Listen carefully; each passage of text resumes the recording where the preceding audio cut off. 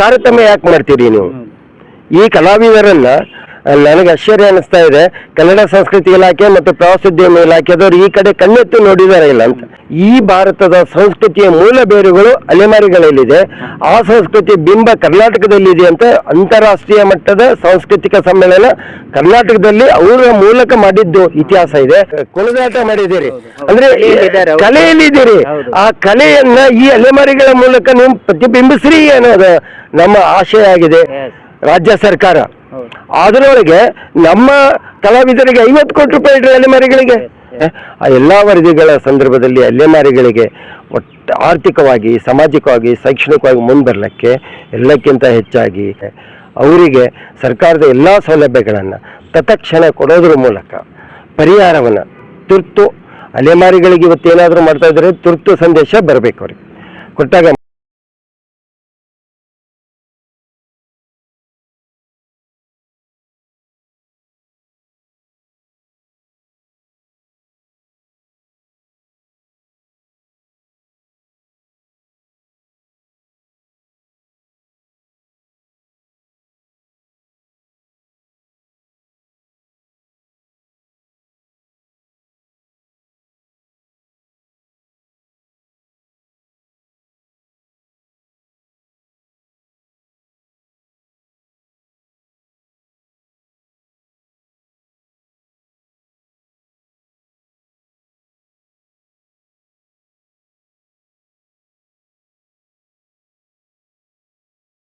ಧನ್ಯವಾದಗಳು.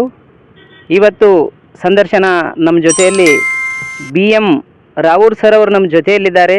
ಅವರು ಈ ಹಿಂದೆ ಭಾಳಷ್ಟು ಅಂದರೆ ಸಮಾಜಗಳ ಜೊತೆಗೆ ಹೋರಾಟವನ್ನು ಮಾಡಿದ್ದಾರೆ, ಸಾಕಷ್ಟು ಹೋರಾಟಗಳಲ್ಲಿ ಭಾಗಿಯಾಗಿದ್ದಾರೆ ಅಂತ ಮಹಾನ್ ವ್ಯಕ್ತಿ ಇವತ್ತು ನಮ್ಮ ಚಾನೆಲ್ಗೆ ಸಂದರ್ಶನ ಕೊಡ್ಲಿಕ್ಕೆ ಬಂದಿದ್ದಾರೆ. ನೀವು ಸೇರಿ ಅವ್ರ ಜೊತೆ ಸಂದರ್ಶನ ಮಾಡೋಣ ಬನ್ನಿ. ಸರ್ ನಮಸ್ಕಾರ. ನಮಸ್ಕಾರ. ತಮ್ಮ ಹೆಸರಿನಿಂದ ತಾವು ಯಾವ ಯಾವ ಹೋರಾಟಗಳು ಮಾಡಿದ್ದೀರಿ, ನಂತರ ಈ ಅಲೆಮಾರಿಗಳು ಈಗಿರುವ ಪರಿಸ್ಥಿತಿಯನ್ನು ಮುಂದೆ ಆಗಬೇಕಾಗಿದ್ದೇನೋ ಅನ್ನೋದು ತಮ್ಮ ಹೆಸರಿನಿಂದ ಸ್ಟಾರ್ಟ್ ಮಾಡಿ ಸರ್. ನಾವು PM ರಾವೂರ್ ಅಂತ ಸಂಪನ್ಮೂಲ ವ್ಯಕ್ತಿಗಳು ಶೈಕ್ಷಣಿಕ ಮತ್ತು ಸಾಮಾಜಿಕವಾಗಿರ್ತಕ್ಕಂಥ ವಿಷಯಗಳ ಬಗ್ಗೆ ಎಲ್ಲ ಸಮುದಾಯಗಳ ಜೊತೆಗೆ ಒಡನಾಡಿಯಾಗಿ ಕೆಲಸ ಮಾಡ್ತಾಯಿದ್ದೀವಿ, ಸೇವೆಯನ್ನು ಕೊಡ್ತಾಯಿದ್ದೀವಿ. ಇಂದು ನಾವು ಈ ಕಲಾ ವೇದಿಕೆಯ ಮೂಲಕ ಭಾರತದಲ್ಲಿ ಇವತ್ತು ಅಲೆಮಾರಿಗಳು OBCಗಳ ಸಾಮಾಜಿಕ ಜೀವನ ಹೆಂಗಿದೆ ಮತ್ತು ಅದು ಏನು, ಅವರ ಸವಾಲುಗಳೇನು ಅನ್ನೋದ್ರ ಬಗ್ಗೆ ಒಂದಷ್ಟು ವಿಷಯಗಳನ್ನು ಹಂಚಿಕೊಳ್ಳೋ ಸಲುವಾಗಿ ಕಲಾ ವೇದಿಕೆ ನಮಗೆ ಇವತ್ತು ಅವಕಾಶ ಕೊಟ್ಟಿದೆ. ಮೊಟ್ಟ ಮೊದಲನೇದಾಗಿ ಭಾರತ ಕೃಷಿ ಪ್ರಧಾನವಾದ ರಾಷ್ಟ್ರವಾಗಿದೆ ಮತ್ತು ಕೃಷಿಗೆ ಮೂಲ ಬೇರು ರೈತ.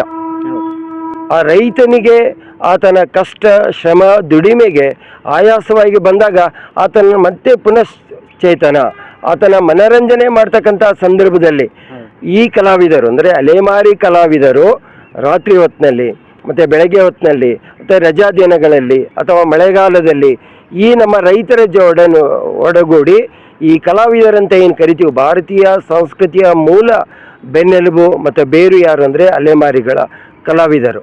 ಇವತ್ತು ಭಾರತದ ಸಾಮಾಜಿಕ ವ್ಯವಸ್ಥೆಯಲ್ಲಿ ಈ ಕಲಾವಿದರು ಎಲ್ಲಿದ್ದಾರೆ, ಹೇಗಿದ್ದಾರೆ, ಅವರಿಗೆ ಸೌಲಭ್ಯಗಳೇನು ಮತ್ತು ಅವರ ಸರ್ಕಾರದಿಂದ, ರಾಜ್ಯ ಸರ್ಕಾರ ಮತ್ತು ಕೇಂದ್ರ ಸರ್ಕಾರದಿಂದ ಪಡ್ಕೊಳ್ತಕ್ಕಂಥ ಸೌಲಭ್ಯಗಳೇನು ಅನ್ನೋದನ್ನು ಈ ಅಲೆಮಾರಿಗಳಿಗೆ ನಾವು ಹೇಳ್ಕೊಳ್ತಕ್ಕಂಥ ಸಂದರ್ಭ ಇವತ್ತು ಒದಗಿ ಬಂದಿದೆ. ಮೊಟ್ಟ ಮೊದಲನೇದಾಗಿ ಎಲ್ಲ ಕಲಾವಿದರಿಗೆ ಚಾನಲ್ ಮೂಲಕ ನಾನು ಕೃತಜ್ಞತೆಯನ್ನು ಸಲ್ಲಿಸ್ತೇನೆ. ಯಾಕಂದರೆ ಅವರು ಸಾವಿರ ವರ್ಷಗಳಿಂದಲೂ ತಮ್ಮ ಮೂಲ ಉದ್ಯೋಗ, ಮೂಲ ಕಸುಬುನೇ ಜನರನ್ನು ಮನರಂಜನೆ ಮಾಡೋದು.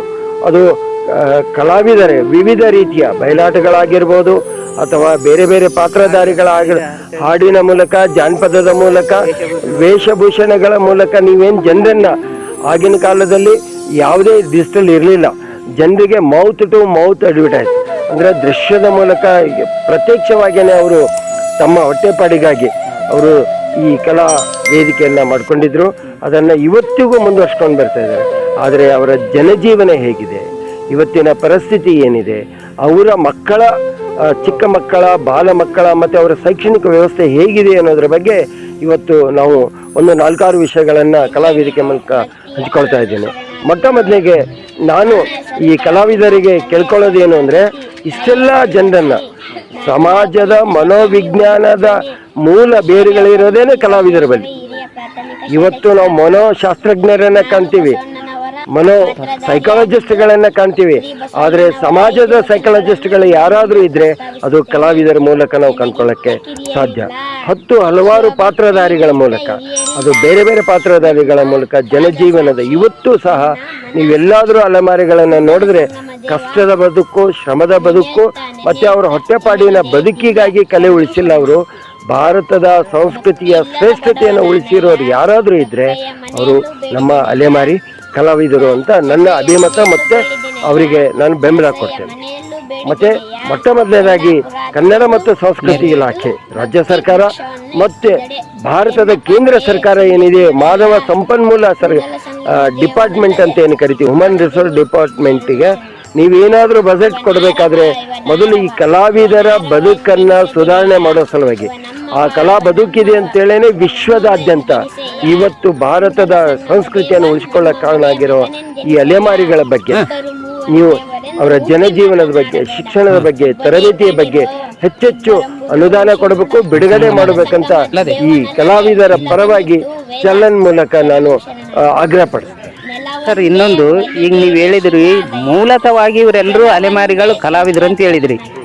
ಇವ್ರು ಮೂಲತಃವಾಗಿ ಕಲಾವಿದರು. ಅವಾಗ ನೀವೇನು ಹೇಳಿದ್ರಿ, 30 to 30 ಅಂದರೆ ಯಾವುದೇ ಅಕ್ಷರ ಜ್ಞಾನ ಇರದ ಸಮಯದಲ್ಲಿ ಇವ್ರನ್ನ ಈ ಕಲೆಯನ್ನು ಉಳಿಸ್ಕೊಂಡು ಬೆಳೆಸ್ಕೊಂಡು ಇಲ್ಲಿವರೆಗೆ ತೊಗೊಂಡು ಬಂದಿದ್ದಾರೆ.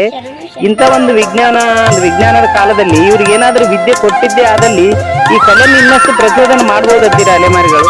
ಹೌದು, ನಾನು ಅದನ್ನೇ ಹೇಳ್ತಾ ಇರೋದು. ಕನ್ನಡ ಮತ್ತು ಸಂಸ್ಕೃತಿ ಇಲಾಖೆ ಇವತ್ತು ಯಾರಾದರೂ ನಮ್ಮ ಕಲಾ ವೇದಿಕೆ ಮೂಲಕ ಇದನ್ನು ತಾವು ನೋಡ್ತಾ ಇದ್ರೆ ಅಥವಾ ತಮ್ಮ ಗಮನಕ್ಕೆ ಬಂದರೆ, ಮೊಟ್ಟ ಮೊದಲೇ ನೀವು ಮಾಡಬೇಕಾಗಿರೋ ಕೆಲಸ ಏನು ಅಂದರೆ, ಈ ಕಲಾವಿದರ ಸರ್ವೆಯನ್ನು ಆಗಬೇಕು.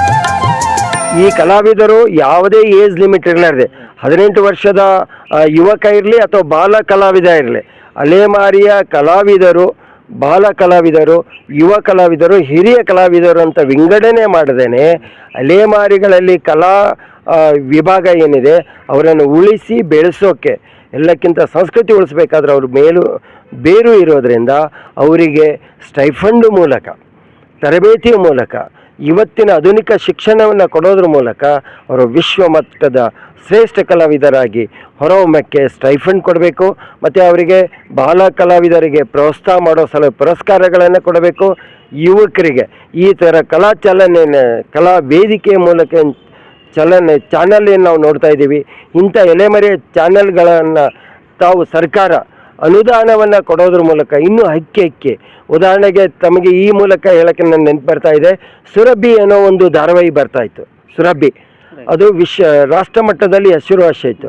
ಅವರು ಮಾಡಿದ್ದೇನು, ಕಾಶ್ಮೀರದಿಂದ ಇಟ್ಕೊಂಡು ಕನ್ಯಾಕುಮಾರಿವರೆಗೆ ಇರತಕ್ಕಂಥ ಕಲಾ ವಿಭಾಗಗಳನ್ನು, ಪ್ರಭೇದಗಳನ್ನು ಅವರೆಲ್ಲ ಹುಡುಕಿ ತೆಗೆದು ಅವರಿಗೆ ಸರ್ಕಾರ ಹ್ಯೂಮನ್ ರಿಸೋರ್ಸ್ ಡೆವಲಪ್ಮೆಂಟ್ ಮೂಲಕ ಅನುದಾನ ಕೊಡ್ತು. ಇವತ್ತು ನಮ್ಮ ಚಾನಲ್ಗೆ ಸರ್ಕಾರ ಸಂಸ್ಕೃತಿ ಇಲಾಖೆ ಕೊಡೋದ್ರ ಮೂಲಕ ಇನ್ನೂ ಹೆಚ್ಚೆಚ್ಚು ಪ್ರೋತ್ಸಾಹವನ್ನು ಕಲಾವಿದರಿಗೆ, ಅಲೆಮಾರಿಗಳಿಗೆ ಅವರಿಗೆ ಕೊಡಬೇಕು. ಮತ್ತು ಅವರಿಗೆ ಶಿಷ್ಯ ವೇತನ ಕೊಡಬೇಕು. ಮೊಟ್ಟ ಮೊದಲಿಗೆ ಏನಾದರೂ ಆಗಬೇಕು ಅಂದರೆ, ಭಾರತದ ಸಾಮಾಜಿಕ ವ್ಯವಸ್ಥೆ ಯಾವ ಕಡೆ ಹೋಗ್ತಾ ಇದೆ ಅನ್ನೋದನ್ನು ಡಿಜಿಟಲ್ ನೋಡಬೇಡ್ರಿ, ನಮ್ಮ ಹಿಂದಿನ ಇತಿಹಾಸವನ್ನು, ಹಿಂದಿನ ಜಾನಪದವನ್ನು, ಹಿಂದಿನ ನಾವೇನು ನೋಡ್ತೀವಿ ಕಲಾವಿದರನ್ನು ಉಳಿಸಿ ಬೆಳೆಸಿದ್ರೆ ಮಾತ್ರ ಸಮಾಜದಲ್ಲಿ ಉತ್ಕೃಷ್ಟ ಸಾಹಿತ್ಯ, ಉತ್ಕೃಷ್ಟ ಜಾನಪದ, ಉತ್ಕೃಷ್ಟ ಕಲಾವಿದರು ಹೊರಬರೋಕ್ಕೆ ಸಾಧ್ಯ ಆಗುತ್ತೆ. ಅನುದಾನ ಕೊಡಬೇಕು. ನೀವು ಅನ್ನೋದು ನಿಜ ಸರ. ನೀವು ಅಂದಂಗೆ ಈಗ ಈ ಭಾಗದಲ್ಲಿ ಅಷ್ಟೇ ಅಲ್ಲ, ಈ ಕರ್ನಾಟಕದಲ್ಲಿ ಈ ಅಲೆಮಾರಿ ಕಲಾವಿದರು ಎಷ್ಟು ಜನರು ಇದ್ದಾರೆ ಅನ್ನೋದು ಸರ್ಕಾರ ಗಮನಕ್ಕಿಲ್ಲ. ಇನ್ನೊಂದು ಏನಂದರೆ, ಏನೋ ಒಂದು ಮಾಡಿದೆ ನಿಗಮ ಅಂತೇಳಿದೆ, ಕನ್ನಡ ಸಂಸ್ಕೃತಿ ಇಲಾಖೆ ಅಂತಿದೆ. ಆ ಇಲಾಖೆಯಲ್ಲಿ ಈ ಅಲೆಮಾರಿಗಳು ಎಲ್ಲೆಲ್ಲಿದ್ದಾರೆ, ಅವರ ಜೀವನ ಹೇಗಿದೆ ಅನ್ನೋದು ಅವ್ರಿಗೆ ಸರ್ವೇನೇ ಇಲ್ಲ, ಎಷ್ಟು ಜನರು ಅದన్నారు. ಇನ್ನೊಂದು ಏನಂದರೆ, ಅಲ್ಲಿ ಆ ಇಲಾಖೆಯಲ್ಲಿ ಕೆಲವೊಂದು ಜನರು ಜೊತೆ ಅವ್ರಿಗೆ ಹೊಂದಾಣಿಕೆ ಇರುತ್ತೆ, ಅವ್ರಿಗೆ ಮಾತ್ರ ಗೊತ್ತಿರುತ್ತೆ ಇಲ್ಲಪ್ಪ ಯಾವಾಗ ಫಂಡ್ ಬಂತು, ಯಾವ ಕಾರ್ಯಕ್ರಮ ಬಿಡುಗಡೆ ಆಯಿತು ಅಂತೇಳಿ. ನೀವು ಅಂದಾಗೆ ಮೊಟ್ಟ ಮೊದಲನೇದಾಗಿ ಏನಂತಂದರೆ, ಈ ಅಲೆಮಾರಿ ಕಲಾವಿದರುಗಳ ಬಗ್ಗೆ ಒಂದು ಸರ್ವೆ ಪಟ್ಟಿ ಆಗಬೇಕು. ಅದು ಕನ್ನಡ ಸಂಸ್ಕೃತಿ ಇಲಾಖೆಯಲ್ಲಿ ಆ ಪುಸ್ತಕ ಇರಬೇಕು. ಅಲ್ಲಿ ರಿಜಿಸ್ಟರ್ ಮಾಡ್ಕೊಳ್ಳದೆ ಇದ್ದರೂ ಕೂಡ ಇವರು ಅವೇರ್ನೆಸ್ ಮೂಡಿಸುವಂಥ ಕಾರ್ಯಕ್ರಮಗಳು ಕೊಟ್ಟರೆ ಅವ್ರು ಕೆಲವ್ರಿಗೆ ಗೊತ್ತೇ ಇಲ್ಲ ಸರ್, ಇಲ್ಲಿ ಸಂಘ ಮಾಡ್ಕೋಬೇಕು, ಇಲ್ಲಿಂದ ಹಣ ತಗೋಬೇಕು ಅನ್ನೋದು ಗೊತ್ತಿಲ್ಲ. ಅದಕ್ಕಾಗಿ ನೀವು ಹೇಳಿದ್ದು ಒಳ್ಳೇದಿದೆ. ಈಗ ಸರ್ವೆ ಮಾಡ್ಲಿಕ್ಕೆ ಗೌರ್ಮೆಂಟ್ ಏನ್ ಮಾಡ್ಬೇಕಂತೀರಿ ಸರ್ ಇದನ್ನ? ಸರ್, ಈಗ ಸರ್ಕಾರ ಈಗ ಚುನಾವಣೆಯನ್ನು ಮುಗೀತು, ಇವತ್ತಿಗೆ ಹೆಚ್ಚು ಕಮ್ಮಿ ಮುಗಿದೋಯಿತು ಇವತ್ತಿಗೆ. ಇನ್ನು ನಾಳೆಯಿಂದ ಆಡಳಿತಾತ್ಮಕವಾಗಿ ಮುಖ್ಯಮಂತ್ರಿಗಳಲ್ಲಿ ಮತ್ತು ಕನ್ನಡ ಸಂಸ್ಕೃತಿಯ ಸಚಿವರಲ್ಲಿ ಮತ್ತು ಎಲ್ಲಕ್ಕಿಂತ ಹೆಚ್ಚಾಗಿ ಕನ್ನಡ ಮತ್ತು ಸಂಸ್ಕೃತಿ ಇಲಾಖೆಯ ಕಾರ್ಯದರ್ಶಿಗಳೇನಿದ್ದೀರಿ ಅವರೆಲ್ಲನೂ ಸಹ ಈ ಕಲಾವಿದರ ಬಗ್ಗೆ ಸರ್ವೆ ಆಗಬೇಕು. ನೀವು ನೋಡ್ರಿ, ಅರಣ್ಯದಲ್ಲಿ ಇರೋ ಆನೆಗಳ ಗಣತಿ ಮಾಡಿರಿ, ಸ್ವಾಗತ ಮಾಡ್ತೀವಿ. ಹುಲಿ, ಸಿಂಹ, ಕರಡಿ, ಪಶು ಪಕ್ಷಿ ಮಾಡ್ತಾ ಇದ್ದೀರಿ. ಯಾಕೆ ಅರಣ್ಯ ಉಳಿಬೇಕಾದ್ರೂ ಪಶು ಪಕ್ಷಿ ಮಾನವ ಬೇಕೇ ಬೇಕು. ಆದರೆ ಕಲಾವಿದರು ಉಳಿಬೇಕಾದ್ರೆ ಕಲಾವಿದರ ಸರ್ವೆ ಇದೆಯಾ, ಕನ್ನಡ ಮತ್ತು ಸಂಸ್ಕೃತಿ ಇಲಾಖೆ ಮಾಡಿದೆಯಾ ಅನ್ನೋ ಪ್ರಶ್ನೆಹಾರವಾಗಿದೆ. ಅದಕ್ಕೋಸ್ಕರ ಬಹಳ ದೊಡ್ಡ ಉತ್ತಮ ಪ್ರಶ್ನೆ ಸರ್ ಇದು. ಅದಕ್ಕೆ ನಾನು ಈ ಸರ್ಕಾರದ ಕಾರ್ಯದರ್ಶಿಗಳಲ್ಲಿ ಆಗ್ರಹ ಮಾಡ್ತೀನಿ, ಕನ್ನಡ ಮತ್ತು ಸಂಸ್ಕೃತಿ ಇಲಾಖೆ ಮತ್ತು ಪ್ರವಾಸೋದ್ಯಮ ಇಲಾಖೆ ಜೊತೆಗೂಡಿ ಮಾಡಿದ್ರೆ, ಯಾಕಂತಂದ್ರೆ ಪ್ರತಿಯೊಂದು ಗ್ರಾಮದಲ್ಲಿಯೂ ಅಲೆಮಾರಿಗಳಿದ್ದಾರೆ, ಪ್ರತಿಯೊಂದು ಗ್ರಾಮದಲ್ಲಿ ಗ್ರಾಮ ಸಂಸ್ಕೃತಿ ಇದೆ. ಗ್ರಾಮ ಸಂಸ್ಕೃತಿಯ ಮೂಲ ಬೇರೆ ಅಲೆಮಾರಿಗಳೇ. ಅಲೆಮಾರಿಗಳು ಮಳೆ, ಚಳಿ, ಬೇಸಿಗೆ ಕಾಲದಲ್ಲಿ ಅವರು ಒಂದೂರಿಂದ ಒಂದೂರಿಗೆ ಸರ್ವೆ ಆಗೋದು ಕಷ್ಟ ಸಾಧ್ಯ ಇದ್ದರೆ ಇಂಥ ಚಾನಲ್ಗಳಿದ್ದಾವೆ, ಸರ್ವೆ ಮಾಡೋರಿದ್ದಾರೆ, ಸ್ಟಡಿ ಇದೆ. ಆ ವರದಿಯಲ್ಲಿ ಇವರನ್ನು ಸಹ ಒಬ್ಬ ಸದಸ್ಯರನ್ನಾಗಿ ಮಾಡಿಕೊಂಡಿದ್ದೆ ಆದರೆ ಹೆಚ್ಚೆಚ್ಚು ವಿವರಗಳು ನಿಮಗೆ ಕೊಡೋಕ್ಕೆ ಸಾಧ್ಯ ಅನ್ನೋದರ ಮೂಲಕ ಸಂಸ್ಕೃತಿ ಇಲಾಖೆ, ಪ್ರವಾಸೋದ್ಯಮ ಇಲಾಖೆ ಕಾರ್ಯದರ್ಶಿಗಳು ಈ ಜೊತೆಗೂಡಿ ಮಾಡಿದ್ದೆ ಆದರೆ ವಿಶ್ವ ಪರ್ಯಟನ, ಅಲೆಮಾರಿ ಪ್ರವಾಸಿಗಳಂತೆ ನೀವು ವಿಶ್ವಮಟ್ಟದಲ್ಲಿ ಹೇಳ್ತಾ ಇದ್ದೀರಿ. ನಾವು ಬರೀ ಐತಿಹಾಸಿಕ ಸ್ಥಳಗಳನ್ನು ತೋರಿಸ್ತಾ ಇದ್ದೀರಿ. ಆ ಐತಿಹಾಸಿಕ ಸ್ಥಳಗಳು ಎಷ್ಟಿದೆ ಅಂದರೆ ಕರ್ನಾಟಕದಲ್ಲಿ 27,000 ಐತಿಹಾಸಿಕ ಸ್ಥಳಗಳನ್ನು ತೋರಿಸಿದ್ದೀರಿ. ಪ್ರಮುಖವಾಗಿ ಒಂದು 40-45 ಐತಿಹಾಸಿಕ ಸ್ಥಳಗಳ ಬಗ್ಗೆ ಕರ್ನಾಟಕ ಪ್ರವಾಸೋದ್ಯಮ ಇಲಾಖೆ ಜಾರಿ ಮಾಡ್ತಾ ಇದೆ ಮತ್ತು ಅನುಷ್ಠಾನ ತಂದಿದೆ. ಅದರಲ್ಲಿ 10% ಆದರೂ ಬಜೆಟ್ ಅನ್ನ ಈ ಅಲೆಮಾರಿಗಳಿಗೆ ಕೊಡೋದ್ರ ಮೂಲಕ ಅವರ ಕಲಾ ಪ್ರದರ್ಶನವನ್ನ ಆ ಐತಿಹಾಸಿಕ ಸ್ಥಳಗಳಲ್ಲಿ ಯಾವುದೇ ಗುರುತಿನ ಚೀಟಿ ಇರದೇನೆ ಅವರಿಗೆ ಕಲಾ ಪ್ರದರ್ಶನಕ್ಕೆ ಅವಕಾಶ ಮಾಡಿಕೊಟ್ಟಾಗ ಮಾತ್ರ ಅವ್ರ ಹೊಟ್ಟೆ ಬದುಕು ನಡೆಯುತ್ತೆ ಮತ್ತು ಸಂಸ್ಕೃತಿ ಉಳಿಯುತ್ತೆ ಮತ್ತು ವಿದೇಶಿಗರಿಗೆ ಮತ್ತು ಸ್ಥಳೀಯರಿಗೆ ಅವರ ಬದುಕನ್ನು ತಿಳ್ಕೊಳ್ಳೋಕ್ಕೆ ಅನುಕೂಲ ಆಗುತ್ತೆ ಅನ್ನೋದನ್ನು ನಾನು ಈ ಮೂಲಕ ಆಗ್ರಹಪಡ್ತೇನೆ. ಖಂಡಿತ ನೀವು ಹೇಳೋದು ತುಂಬಾ ಒಳ್ಳೆ ಪ್ರಶ್ನೆ ಸರ್. ಈಗ ಇನ್ನೊಂದೇನಂತಂದ್ರೆ ಈ ಅಲೆಮಾರಿಗಳು ಇದುವರೆಗೆ ಪ್ರವಾಸ ಉದ್ಯಮ ಜೊತೆಯಲ್ಲಿ ಬಹಳಷ್ಟು ಜನರು ವಿದೇಶಗಳಲ್ಲಿ ಕಾರ್ಯಕ್ರಮ ಮಾಡಿ ಬಂದಿದ್ದಾರೆ. ಇಲ್ಲಿವರೆಗೂ ಎಷ್ಟು ಮಂದಿ ಅಲೆಮಾರಿಗಳನ್ನು ಕರ್ಕೊಂಡು ಹೋಗಿದ್ದಾರೆ ಅನ್ನೋದು ಒಂದು ಪ್ರಶ್ನೆ ಸರ್. ಇದು ಬಹಳ ಗಂಭೀರವಾದ ಪ್ರಶ್ನೆ. ನನಗೆ ಆಶ್ಚರ್ಯ ಅನಿಸ್ತಾ ಇದೆ, ಕನ್ನಡ ಸಂಸ್ಕೃತಿ ಇಲಾಖೆ ಮತ್ತು ಪ್ರವಾಸೋದ್ಯಮ ಇಲಾಖೆದವರು ಈ ಕಡೆ ಕಣ್ಣೆತ್ತಿ ನೋಡಿದ್ದಾರೆ ಇಲ್ಲ ಅಂತ. ತಾರತಮ್ಯ ಯಾಕೆ ಮಾಡ್ತೀರಿ ನೀವು? ಈ ಕಲಾವಿದರನ್ನ ಈಗ ಹೇಗೆ ಕ್ರೀಡೆಯಲ್ಲಿ ಗ್ರಾಮೀಣ ಭಾಗದಿಂದ ಬಂದಿರೋ ಕುಸ್ತಿಪಟು, ಗ್ರಾಮೀಣ ಬಂದಿರೋ ಹಾಕಿಪಟು, ಗ್ರಾಮೀಣ ಭಾಗದ ಸೈಕ್ಲಿಸ್ಟ್ಗಳಿಗೆ ಹೆಂಗೆ ರಾಷ್ಟ್ರೀಯ ಅಂತಾರಾಷ್ಟ್ರೀಯ ಮಟ್ಟಕ್ಕೆ ಕೊಂಡೊಯ್ತೀರೋ ಅದೇ ಥರ ಈ ಅಲೆಮಾರಿಗಳನ್ನು ನೀವು ಗುರುತಿಸಿ ಇವರಿಗೆ ರಾಷ್ಟ್ರೀಯ, ಅಂತಾರಾಷ್ಟ್ರೀಯ ಮತ್ತು ವಿಶ್ವ ಮಟ್ಟದಲ್ಲಿ ಇವರನ್ನು ಸರ್ವೆ ಮಾಡೋದ್ರ ಮೂಲಕ ಅವರಿಗೆ ನೀವು ಅಲ್ಲಿ ಪ್ರತಿಪಾದನೆ ಮಾಡಿದ್ರೆ, ನನಗೆ ನೆನಪು ಬರ್ತಾ ಇದೆ ನೀವು ಕೇಳಿದ್ದು, ಕರ್ನಾಟಕದ ಮಾಜಿ ಮುಖ್ಯಮಂತ್ರಿ ಮತ್ತು ಉತ್ತಮ ಆಡಳಿತಗಾರ ರಾಮಕೃಷ್ಣ ಹೆಗಡೆ ಅವರು ಇದ್ರು, ನೆನಪು ಬರ್ತಾ ಇದೆ. ಅವರು ಬೆಂಗಳೂರಿನಲ್ಲೇ ಅಂತಾರಾಷ್ಟ್ರೀಯ ಮಟ್ಟದ ಈ ಕಲಾ ಪ್ರದರ್ಶನವನ್ನ ಬೆಂಗಳೂರಿನಲ್ಲಿ ಮಾಡಿದ್ರು. ಆಗ ನನ್ನ ನೆನಪು ಬರ್ತಾ ಇದೆ, ಅವರು ಗ್ರಾಮೀಣ ಭಾಗದ ಅಲೆಮಾರಿಗಳಿಗೆ ಒಂದು ಪ್ರದರ್ಶನ ಕೊಟ್ಟಿದ್ರು. ಮತ್ತೆ ತಿರುಗಿ ಇಷ್ಟು ವರ್ಷ ಬೇಕಾಯ್ತಾ ನಮ್ಗೆ ತಿರುಗಿ ನೋಡಕ್ಕೆ? ರಾಮಕೃಷ್ಣ ಹೆಗಡೆ ಅವರು ಆಗಿನ ಕಾಲದಲ್ಲೇನೆ ಅವರು ಸರ್ಕಾರ 1983, 82ರಿಂದ 83, 84ರಲ್ಲಿ ಏನು ಮಾಡಿದ್ರು ಅವರು ಅದನ್ನೇ ಹೇಳಿದ್ದು. ಆ ಸಂದರ್ಭದಲ್ಲಿ ಒಂದು ಸಂದರ್ಶನ ಕೊಡ್ತಾ ಹೇಳ್ತಾ ಇದ್ದಾರೆ, ರಾಮಕೃಷ್ಣ ಹೆಗಡೆ ಅವರೇ, ನೀವು ಮೊದಲು ಕಲಾ ಪ್ರದರ್ಶನಕ್ಕೆ ಮಾಹಿತಿ ಕೊಡ್ತಾ ಇದ್ದೀರಿ, ಮತ್ತೆ ನೀವು ಮನೆಗೆ ಹೋಗಿ ಅಮ್ಮನ ಭೇಟಿ ಮಾಡಿದಾಗ ಹೇಳಿದ್ರು, ನಾನು ಈ ಭಾರತೀಯ, ಈ ಕನ್ನಡಿಗ, ಮೊದಲಿಗೆ ನಾನು ನಮ್ಮ ತಾಯಿ ಮಗನೇ ಹೊರತು ಮುಖ್ಯಮಂತ್ರಿ ಅಲ್ಲ ಅವರಿಗೆ. ಹಾಗೆಯೇ ಈ ಭಾರತದ ಸಂಸ್ಕೃತಿಯ ಮೂಲ ಬೇರುಗಳು ಅಲೆಮಾರಿಗಳಲ್ಲಿದೆ. ಆ ಸಂಸ್ಕೃತಿ ಬಿಂಬ ಕರ್ನಾಟಕದಲ್ಲಿದೆ ಅಂತ ಅಂತಾರಾಷ್ಟ್ರೀಯ ಮಟ್ಟದ ಸಾಂಸ್ಕೃತಿಕ ಸಮ್ಮೇಳನ ಕರ್ನಾಟಕದಲ್ಲಿ ಅವರ ಮೂಲಕ ಮಾಡಿದ್ದು ಇತಿಹಾಸ ಇದೆ.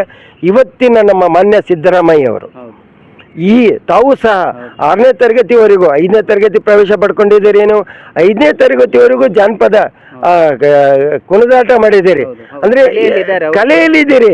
ಆ ಕಲೆಯನ್ನ ಈ ಅಲೆಮಾರಿಗಳ ಮೂಲಕ ನೀವು ಪ್ರತಿಬಿಂಬಿಸ್ರಿ ಅನ್ನೋದು ನಮ್ಮ ಆಶಯ ಆಗಿದೆ. ಬಿಂಬಿಸ್ರಿ, ಮತ್ತೆ ಅವರಿಗೆ ಅನುದಾನ ಕೊಡ್ರಿ. ಆ ಮಕ್ಕಳು, ನೀವು 5ನೇ ತರಗತಿ ಬಂದಿದ್ರಿ, ಎಷ್ಟೋ ಮಕ್ಕಳು 10ನೇ ತರಗತಿನೂ ಇವತ್ತಿಲ್ಲ. ಈ ಸಂದರ್ಭದಲ್ಲಿ ಒಂದು ನೆನಪು ಬರ್ತಾ ಇದೆ, ಕರ್ನಾಟಕ ಸರ್ಕಾರ ಹೊಸ ಒಂದು ಯೋಜನೆಯನ್ನು ಹಾಕೊಂಡಿದೆ. ಯಾವುದೇ ಯುವಕ ಯುವತಿ ಅಥವಾ ಬಾಲಿಕರು ಶಾಲೆಗೆ ಹೋಗದೇ ಇದ್ರು ಅಥವಾ ಶಾಲೆ ಬಿಟ್ಟಿದ್ರು ಸಹಿತ ಮರು ಪ್ರವೇಶ ಕೊಟ್ಟು ಅವರಿಗೆ ವಿಶೇಷ ತರಬೇತಿಗಳನ್ನ ಇವತ್ತು ಆರಂಭ ಮಾಡಿದ್ರಿ. ಅದಕ್ಕೆ ಕರ್ನಾಟಕ ಸರ್ಕಾರಕ್ಕೆ ಕಲಾ ವೇದಿಕೆ ಮೂಲಕ ನಾನು ಸ್ವಾಗತ ಮಾಡ್ತೀನಿ. ಅಲ್ಲಿ ಅಲೆಮಾರಿ ಯುವಕರು ಇದ್ದಾರೆ, ಅವರನ್ನ ಎಲ್ಲರನ್ನ ತರಬೇತಿ ಕೊಡೋದ್ರ ಮೂಲಕ ಮಾನ್ಯ ಸಿದ್ದರಾಮಯ್ಯ ಅಣ್ಣವರು ಮುಖ್ಯಮಂತ್ರಿಗಳು ಇವರಿಗೆ ಹೆಚ್ಚಿನ ಅನುದಾನ ಕೊಡೋದ್ರ ಮೂಲಕ ಒಂದು ಶ್ರೇಷ್ಠ ಸಂಸ್ಕೃತಿಯನ್ನು ಬಿಂಬಿಸಲಿ ಅನ್ನೋದನ್ನು ನಮ್ಮ ಸದಾಶಯ. ಖಂಡಿತ ಸರ್, ಒಳ್ಳೆಯ ವಿಚಾರ. ಈಗ ಅಲೆಮಾರಿಗಳ ಬಗ್ಗೆ, ಅವರ ಕಲೆಯ ವಿಚಾರದ ಬಗ್ಗೆ ಮಾತಾಡಿದ್ರಿ. ಈಗ ಆರ್ಥಿಕ ಪರಿಸ್ಥಿತಿ ಯಾವ ರೀತಿಯಲ್ಲಿದೆ ಅವ್ರದ್ದು, ನಂತರ ಅವ್ರಿಗೆ ಏನಾದರೆ ಮುಂದೆ ಬರಲಿಕ್ಕೆ ಸಾಧ್ಯ ಅನ್ನೋದನ್ನು ಸ್ವಲ್ಪ ತಿಳಿಸ್ಬೇಕು ಸರ್. ಇಷ್ಟೋ ತನಕ ನಾವು ಮಾತಾಡಿದ್ದು ಬರೀ ಸಾಮಾಜಿಕವಾಗಿ ದೇಶದ ಸಾಂಸ್ಕೃತಿಕತೆ ಶ್ರೇಷ್ಠತೆ ಬಗ್ಗೆ ಮಾತಾಡಿದ್ವಿ. ಒಂದು ಬದುಕು, ಒಬ್ಬ ವ್ಯಕ್ತಿಯ ಸಂಪನ್ಮೂಲ ವ್ಯಕ್ತಿ ಅಂತ ಹೇಗೆ ಗುರುತಿಸ್ತೀರಿ ಅಂದರೆ ಅವರ ಜೀನ್ಸ್ನಲ್ಲೇ ಇದೆ ಕಲಾವಿದರಂತ. ಅವರಿಗೆ ಆರ್ಥಿಕ ಬಡತನ ಇದೆ. ಅವರು ಸಾಂಸ್ಕೃತಿಕವಾಗಿ ಶ್ರೀಮಂತಿಕೆಯಲ್ಲಿದ್ದಾರೆ, ಆರ್ಥಿಕವಾಗಿ ಬಡವರಿದ್ದಾರೆ. ಆ ಆರ್ಥಿಕವಾಗಿ ಮೇಲೆತ್ತಬೇಕಾದ್ರೆ ಎಲ್ಲ ಕಲಾವಿದರು ಯಾರು ಕಲಾವಿದ ಅಂತ ಅಲೆಮಾರಿ ಅಂತ ಬರ್ತಾನೋ ಆತನಿಗೆ ಮೊದಲು ತರಬೇತಿ ಕೊಡಬೇಕು, ಆತನಿಗೆ ಸ್ಟೈಫಂಡ್ ಕೊಡಬೇಕು. ಮತ್ತು ಜಿಲ್ಲಾ ಮಟ್ಟ, ರಾಷ್ಟ್ರ ಮಟ್ಟ, ಅಂತಾರಾಷ್ಟ್ರೀಯ ಮಟ್ಟದಲ್ಲಿ ಹೇಗೆ ದಸರಾ ಕ್ರೀಡಾಕೂಟದಲ್ಲಿ ದಸರಾ ಸಮ್ಮೇಳನ ಮತ್ತು ಗುಲ್ಬರ್ಗಾ ಸಮ್ಮೇಳನ, ಸಾಹಿತ್ಯ ಸಮ್ಮೇಳನ ಅಂತ ಕರಿತೀವಿ, ಆ ಸಾಹಿತ್ಯ ಸಮ್ಮೇಳನದಲ್ಲಿ ಒಟ್ಟಾರೆ ಖರ್ಚಿನ 10ರಷ್ಟು ಭಾಗವನ್ನ ಅಲೆಮಾರಿಗಳಿಗೆ ಮೀಸಲಿಡಬೇಕು. ಕವಿ, ಕಲಾವಿದ ಎಲ್ಲರೂ ಅದರೊಳಗೆ.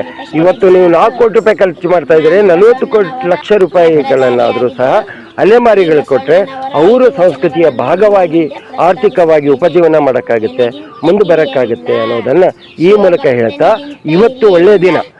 ನಮಗೆ ಡಿ ದೇವರಾಜ್ ಸರ್ ನೆನ್ಪು ಮಾಡ್ಕೊಂಡಿದ್ದು ಒಳ್ಳೇದು ಮಾಡಿದ್ದೀರಿ ನೀವು.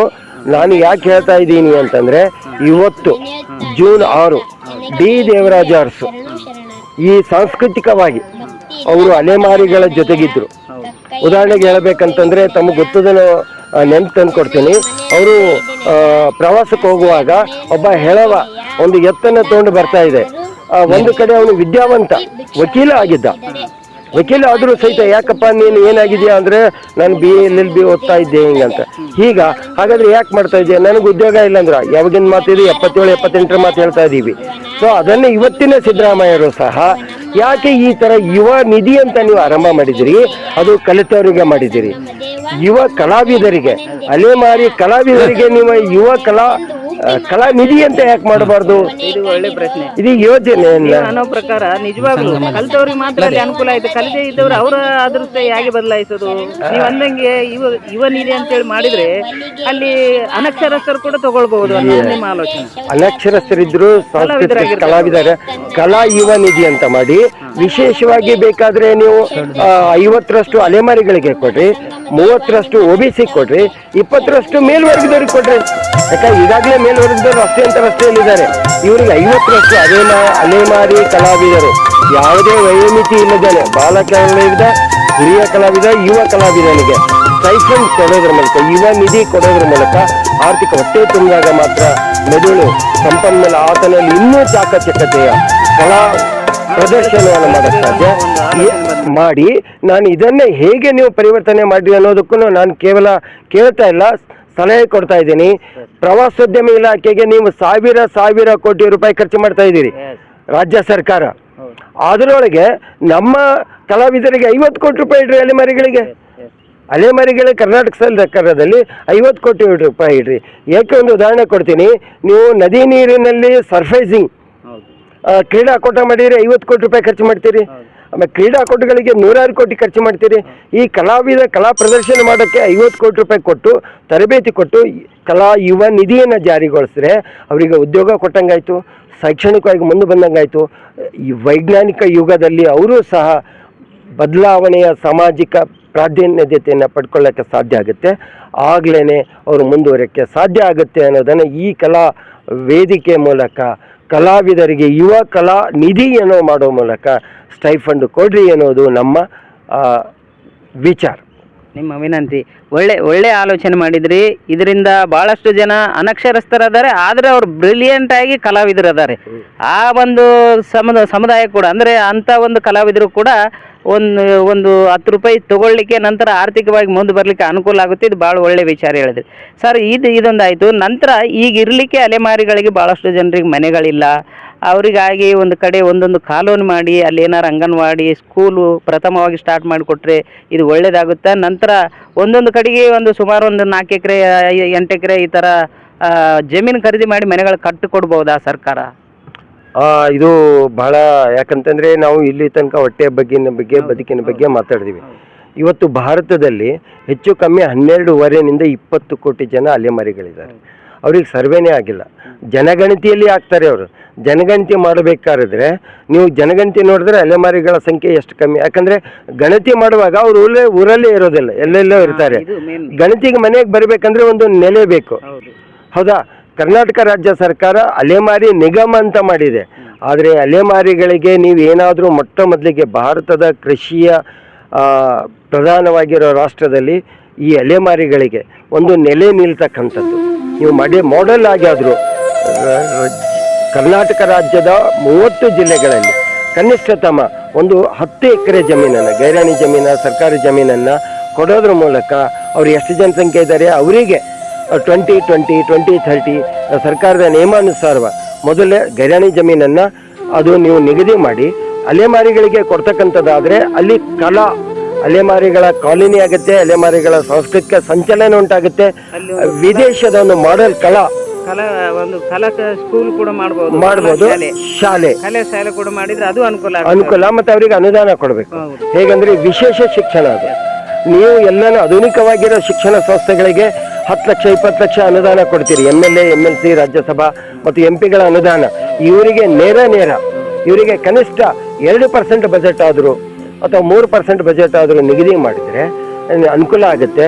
ಈ ಬಜೆಟನ್ನು ಎಲ್ಲಿಂದ ತೆಗೆದುಕೊಳ್ಬೇಕಂತ ನಿಮ್ಮೇನಾದರೂ ಪ್ರಶ್ನೆ ಎದುರಾದರೆ ಭೂ ಮತ್ತು ಗಣಿ ಇಲಾಖೆಯಲ್ಲಿ ಸಾವಿರ ಕೋಟಿ ರೂಪಾಯಿ ಭೂ ಮತ್ತು ಗಣಿ ಇಲಾಖೆ ಸಸ್ ಮೂಲಕ ಆಗಿದ್ದು, ನಗರ ಪಟ್ಟಣಗಳ ಮೂಲಕ ಆಗಿದ್ದು, ಅದ್ರ ಮೂಲಕ ಒಂದು 3% ತೆಗೆದ್ರು 300 ಕೋಟಿ ರೂಪಾಯಿ ಅವ್ರಿಗೆ ಕೊಟ್ಟರೆ ಅದು ಅವರಿಗೆ ವಾಸಸ್ಥಾನ, ಆಶ್ರಯ ಎಲ್ಲ ಆಗುತ್ತೆ. ಸುಸಜ್ಜಿತವಾಗಿರುತ್ತೆ, ಸಾಂಸ್ಕೃತಿಕವಾಗಿ, ಆರ್ಥಿಕವಾಗಿ ಮತ್ತು ಶೈಕ್ಷಣಿಕವಾಗಿ ಆಶ್ರಯನ. ಯಾಕಂತಂದರೆ ರೋಟಿ ಕಪಡ ಅವ್ರ ಮಕಾನ್ ಅಂತ ಇವತ್ತಿಗೂ 75 ವರ್ಷ ಸ್ವತಂತ್ರ ಭಾರತ ಆದರೂ ಅತಂತ್ರ ಪ್ರಜೆಗಳೇನಾದರೂ ಇದ್ದರೆ ಇವರು ಅಲೆಮಾರಿಗಳಿಗೆ ಅರೆಬರೆ ಹೊಟ್ಟೆ, ಆಶ್ರಯ ಇಲ್ಲ. ಮತ್ತೊಂದರೆ ಸ್ವತಂತ್ರ ಭಾರತದಲ್ಲಿ ಇದಾರ ಅನ್ನೋ ಒಂದು ಪ್ರಶ್ನೆ, ಗಂಭೀರ ಪ್ರಶ್ನೆ ಎದುರಾಗ್ತಾ ಇದೆ. ಒಂದು ಮಾಡೆಲ್ ಆಗಿ ಕಲಾ ವೇದಿಕೆ ಮೂಲಕ ಸರ್ಕಾರಕ್ಕೆ ನಾವು ಆಗ್ರಹಪಡ್ತೀವಿ. ಈಗ ಇನ್ನೊಂದು ವಿಷಯ ಅಣ್ಣವರ ಜೊತೆಯಲ್ಲಿ ಹಂಚಿಕೊಳ್ಳೋಣ ಸರ್. ಈ ಅಲೆಮಾರಿಗಳು ಈ ಕರ್ನಾಟಕ ರಾಜ್ಯದಲ್ಲಿ ಆಗಿರ್ಬೋದು, ಇತರ ಭಾರತದಲ್ಲಿ ಆಗಿರ್ಬೋದು ಸಾಕಷ್ಟು ಸಂಖ್ಯೆಯಲ್ಲಿದ್ದಾರೆ ಅಂತ ಈಗಾಗಲೇ ತಾವು ಹೇಳಿದ್ದೀರಿ. ಈ ಅಲೆಮಾರಿಗಳು ಈ ರಾಜಕೀಯವಾಗಿ ಎಷ್ಟು ಜನರು ರಾಜಕೀಯ ರಂಗದಲ್ಲಿದ್ದಾರೆ, ಇನ್ನೆಷ್ಟು ಜನರು ಹೋಗ್ಬೇಕಂತ ಪ್ರಯತ್ನ ಮಾಡ್ತಾ ಇದ್ದಾರೆ, ಆದರೂ ಅವ್ರಿಗೆ ಯಾಕೆ ಆಗ್ತಾ ಇಲ್ಲವಾ ಏನು ಅನ್ನೋದ್ರ ಬಗ್ಗೆ ಸ್ವಲ್ಪ ಸ್ಪಷ್ಟನೆ ಕೊಡ್ಬೇಕು ಸರ್ ತಾವು. ಸ್ವತಂತ್ರ ಭಾರತದ ಪ್ರಜೆಗಳು ಅಲೆಮಾರಿಗಳಿಗೆ 75-76 ವರ್ಷ ಆದರೂ ಭಾರತ ಮಿಂಚುತ್ತಿದೆ, ಭಾರತ ಬೆಳಗುತ್ತಿದೆ, ಭಾರತ ಶೈನಿಂಗ್ ಅಂತ ಹೇಳ್ತೀವಿ. ಆದರೆ ಭಾರತೀಯರಾಗಿರ್ತಕ್ಕಂಥ ಮೂಲ ನಿವಾಸಿಗಳು ಯಾರಿದ್ದಾರೆ, ಅಲೆಮಾರಿಗಳು ಎಲ್ಲಿದ್ದಾರೆ? ಅವರಿಗೆ ಇವತ್ತಿನವರೆಗೂ ವೋಟಿಂಗ್ ಕಾರ್ಡ್, ಸರ್ವೆ ಮಾಡುವಾಗ ಅವರ ಮೂಲಭೂತ ಗುರುತಿನ ಚೀಟಿ, ಆಮೇಲೆ ಆಧಾರ್ ಕಾರ್ಡು ಮತ್ತು ಅವರ ಶೈಕ್ಷಣಿಕ ಇವು ಅಲೆಮಾರಿಗಳಾಗಿರೋದ್ರಿಂದ ಆ ಸಮಯದ ದಿನಾಂಕಗಳು ಇರದೇ ಇರೋದ್ರಿಂದ ಈ ಸಂದರ್ಭಕ್ಕೆ ಹೇಳೋದೇನೆಂದರೆ ಅವರ ಸರ್ವೆ ಆಗಲೇಬೇಕು. ರಾಜಕೀಯ ಪ್ರಾತಿನಿಧ್ಯತೆ ಅವರು ಒಂದೇ ಕಡೆ ಇರದೇ ಇರೋದರಿಂದ ಜನಸಂಖ್ಯೆಯಲ್ಲಿ ಆ ಗ್ರಾಮ, ಜಿಲ್ಲಾ ಪಂಚಾಯತ್, ತಾಲೂಕಾ ಪಂಚಾಯತ್, MLA MLC ರಾಜ್ಯಸಭೆಗೆ ಆಯ್ಕೆ ಮಾಡಿದಾಗ ಕನಿಷ್ಠತಮ ಕರ್ನಾಟಕ ರಾಜ್ಯ ಸರ್ಕಾರದಿಂದ ಒಂದು ಸಂದೇಶ ಹೋಗಲಿ ಅಲೆಮಾರಿಗಳ ಬಗ್ಗೆ. ಈ ಮುಂಬರ್ತಕ್ಕಂಥ ಜಿಲ್ಲಾ ಪಂಚಾಯತ್, ತಾಲೂಕಾ ಪಂಚಾಯತ್ ಕರ್ನಾಟಕ ರಾಜ್ಯದಲ್ಲಿ ಹೆಚ್ಚು ಕಮ್ಮಿ ಒಂದು ಸಾವಿರಾರು ಜಿಲ್ಲಾ ಪಂಚಾಯಿತಿ ಕ್ಷೇತ್ರಗಳನ್ನು ನೀವು ವಿಂಗಡಣೆ ಮಾಡ್ತಾ ಇದ್ದೀರಿ. SC ST OBC ಅಂತ ಮಾಡಿದ್ದೀರಿ. ಅದು ನಾವೆಲ್ಲ ಬಳಸ್ಕೊಳ್ತಾ ಇದ್ದೀವಿ. ಅಲೆಮಾರಿಗಳಿಗೆ ನೀವು ಆಯಾ ಪಕ್ಷದವರು ಪ್ರಾತಿನಿಧ್ಯತೆ ಕೊಡೋದ್ರ ಮೂಲಕ ಅವರಿಗೆ ಒಂದು ರಾಜಕೀಯ ಪ್ರಾತಿನಿಧ್ಯ ಜಿಲ್ಲಾ ಪಂಚಾಯತ್ ಮತ್ತು ತಾಲೂಕಾ ಪಂಚಾಯತ್ ಕೊಡೋದ್ರ ಮೂಲಕನೇ ಮುಂದೆ ಬರ್ಲಿಕ್ಕೆ ಸಾಧ್ಯ. ಮತ್ತು ಪ್ರತಿ ಗ್ರಾಮ ಪಂಚಾಯತ್ನಲ್ಲಿ ಕನಿಷ್ಠತಮ ಒಬ್ಬ ಅಲೆಮಾರಿಯ ನಾಮನಿರ್ದೇಶನವಾದರೂ ಆಗಲಿ. ಕರ್ನಾಟಕದಲ್ಲಿ 40,000 ಹಳ್ಳಿಗಳಿದ್ದಾವೆ ಮತ್ತು ಸಾವಿರಾರು ಗ್ರಾಮ ಪಂಚಾಯತಿಗಳದಾವಲ್ಲ, ಅಲ್ಲಿ ಒಬ್ಬೊಬ್ಬ ನಾಮನಿರ್ದೇಶಿತ ಗ್ರಾಮ ಪಂಚಾಯತಿ ಸದಸ್ಯನಾದರೂ ಮಾಡಿ, ನಾಮನಿರ್ದೇಶಿತ ಜಿಲ್ಲಾ ಪಂಚಾಯತ್ ಅಂತಾದರೂ ಮಾಡಿ, ಅಥವಾ ವಿವಿಧ ನಿಗಮಗಳಲ್ಲಿ ಒಂದು ನಿಗಮ ಇದೆ ನಿಮಗೆ, ತಹಸೀಲ್ದಾರ್ ಅಂಡರ್ನಲ್ಲಿ 3 ಜನ ಅಲೆಮಾರಿಗಳನ್ನು ಕೊಡ್ತೀರಿ. ಅಲ್ಲಿ ನಾನು ಈಗ ನೆನ್ಪು ಮಾಡ್ತಾ ಇದ್ದೀನಿ, ಅವರಿಗೆ ಆಡಳಿತಾತ್ಮಕ ತರಬೇತಿನೇ ಇಲ್ಲ. ಎಷ್ಟೋ ಜನ ತಹಸೀಲ್ದಾರರು ನಾಮಕೆ ವಾಸ್ತೆ ನಿಮ್ಮ ಸಭೆ ಆಗಿದೆ ಅಂತ ಸೈನ್ ತೊಟ್ಕೊಂಡಿದ್ದು ನಾನೇ ಉದಾಹರಣೆ ಇದ್ದೀನಿ. ಅಲೆಮಾರಿಗಳು ಯಾವುದಾದ್ರೂ ಅಜೆಂಡಾ ಕಳೆದ 5 ವರ್ಷಗಳಿಂದ ಅಲೆಮಾರಿಗಳ ಒಂದು ತಹಸೀಲ್ದಾರ್ ಅಂಡರ್ನಲ್ಲಿ, ತಹಸೀಲ್ದಾರ ಅಧೀನದಲ್ಲಿ, ಜಿಲ್ಲಾಧಿಕಾರಿಗಳ ಅಧೀನದಲ್ಲಿ ಇರೋ ಅಲೆಮಾರಿಗಳ ಸಮಿತಿ ಏನಿದೆಯಲ್ಲ ಅದು ಇದೆಯಾ ಅಥವಾ ಇಲ್ಲ ಅಂತ. ಸೊ ಈ ಮೂಲಕ ಅಜೆಂಡಾಗಳನ್ನು ರಾಜ್ಯ ಸರ್ಕಾರ ಈಗಲಾದರೂ ಅದನ್ನು ಎಚ್ಚೆತ್ತುಕೊಂಡು ಅವರಿಗೆ ಒಬ್ಬೊಬ್ಬ ನಾಮನಿರ್ದೇಶನ ಕರ್ನಾಟಕದಲ್ಲಿ ಜಿಲ್ಲಾ ಮಟ್ಟದಲ್ಲಿ ಕನಿಷ್ಠ ಅವರೊಂದು 10 ಜನರನ್ನಾದರೂ ಮಾಡಿ ನಾಮನಿರ್ದೇಶನ ಪ್ರಾತಿನಿಧ್ಯತೆಯನ್ನು ಕೊಡೋದ್ರ ಮೂಲಕ ಒಂದೇ ಸಮುದಾಯ, ಅಲೆಮಾರಿಗಳಲ್ಲಿ 10 ಸಮುದಾಯಗಳಿದ್ದಾವೆ, ಹೆಳವಾರಿದ್ದಾರೆ, ಬೇರೆ ಬೇರೆ ಸಮುದಾಯಗಳಿದ್ದಾವೆ, ಆಮೇಲೆ ಗಿಸಾಡಿ ಸಮುದಾಯ ಇದೆ, ಆಮೇಲೆ ಅವರು ಪತ್ತಾರ್ ಸಮುದಾಯ ಅಂತ ಇದೆ, ಆಮೇಲೆ ಬೇರೆ ಬೇರೆ ಸಮುದಾಯಗಳಿದೆ, ಬುಡಗ ಸಿಂಧೋಳಿ ಇದೆ, ಆಮೇಲೆ ಕಟಿಕರು ಅಂತ ಕರಿತೀವಿ, ಬೇರೆ ಬೇರೆ 40ರಿಂದ 50 ಬೈಲ್ ಪತ್ತಾರ್ ಅಂತ ಇದ್ದಾರೆ. ಅವರು ಮಕ್ಕಳಿಗೆ ತುಂಬ ತೊಂದರೆ ಆಗ್ತಾ ಇದೆ. ಯಾಕೆ ಹಿಂಗೆ ಆಗ್ತಾ ಇದೆ ಅನ್ನೋದು ಈ ಮೂಲಕ ಹೇಳ್ತೀನಿ. ರಾಜಕೀಯ ಪ್ರಜ್ಞೆ ನಾಮನಿರ್ದೇಶನ ಮಾಡುವ ಮೂಲಕ ಅವರಿಗೆ ಬಂದು ಹೋಗೋ ಖರ್ಚುಗಳು ಮತ್ತು ಅವ್ರು ಕೊಟ್ಟಿರೋ ನಿರ್ದೇಶನಗಳನ್ನು ತಹಸೀಲ್ದಾರ್ ಪಾಲನೆ ಮಾಡ್ತಕ್ಕಂಥ ಒಂದು ಆದೇಶ ಆಗಬೇಕು ಅನ್ನೋದು ನಮ್ಮದು.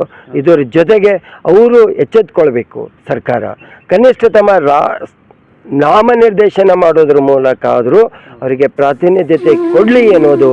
ಆ ಮೂಲಕ 75 ವರ್ಷಗಳ ನಂತರವಾದರೂ ಸ್ವತಂತ್ರ ಆಗಲಿ ಅನ್ನೋದು ನಮ್ಮ ಬೇಡಿಕೆ. ಸರ್ ಅವರು ಹೇಳೋದು ತುಂಬ ಒಳ್ಳೆ ಮಾತು. ಯಾಕಂತಂದರೆ ಮೊದಲನೇದಾಗಿ ಅವರು ನಾಮನಿರ್ದೇಶನ ಅಥವಾ ಅವರು ಟಿಕೆಟ್ ಕೊಡೋದಾದ್ರೆ ಆಲೋಚನೆ ಮಾಡಲಿ, ಈಗಿರುವಂಥ ರಾಜಕೀಯ ಪಕ್ಷಗಳು ಅಂತ ಹೇಳ್ತಾರೆ. ಒಳ್ಳೆ ಮಾತು ಈ ರೀತಿ ಹೇಳ್ತಾರೆ ಸರ್ ಅವರು.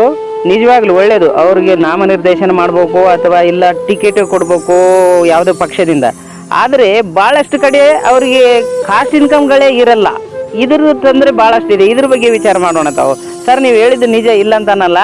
ಆದರೆ ಅವರಿಗೆ ಭಾಳಷ್ಟು ಕಡೆ ಕಾಸ್ಟ್ ಇನ್ಕಮಿಗೆ ಕೊಡಲಿಕ್ಕೆ ತಹಸೀಲ್ದಾರ್ಗಳು, RIಗಳು ಮೂಲತಃವಾಗಿ ಅವರೇ ಭಾಳಷ್ಟು ತೊಂದರೆ ಕೊಡ್ತಾರೆ. ಇದುವರೆಗೆ ಕಾಸ್ಟ್ ಇನ್ಕಮ್ ಇಲ್ಲಾರ ಜನಗಳು ಕೆಲವೊಂದು ಜನ ಇದ್ದಾರೆ. ಅದಕ್ಕೆ ಏನಂತೀರಿ ಸರ್ ತಾವು? ಸರ್, ಮಾನ್ಯ ಘನಯುಕ್ತ ಮುಖ್ಯಮಂತ್ರಿಗಳಲ್ಲಿ, ಸಮಾಜ ಕಲ್ಯಾಣ ಮಂತ್ರಿಗಳಲ್ಲಿ ಮತ್ತು ಹಿಂದುಳಿದ ವರ್ಗಗಳ ಕಲ್ಯಾಣ ಮಂತ್ರಿಗಳಲ್ಲಿ ಮತ್ತು ಅದಕ್ಕೆ ಸಂಬಂಧಪಟ್ಟ ಎಲ್ಲ ಇಲಾಖೆಯ ಪ್ರಧಾನ ಕಾರ್ಯದರ್ಶಿಗಳಲ್ಲಿ ಬಹಳ ಸವಿನಯ ಪ್ರಾರ್ಥನೆ ಮಾಡ್ತೀವಿ.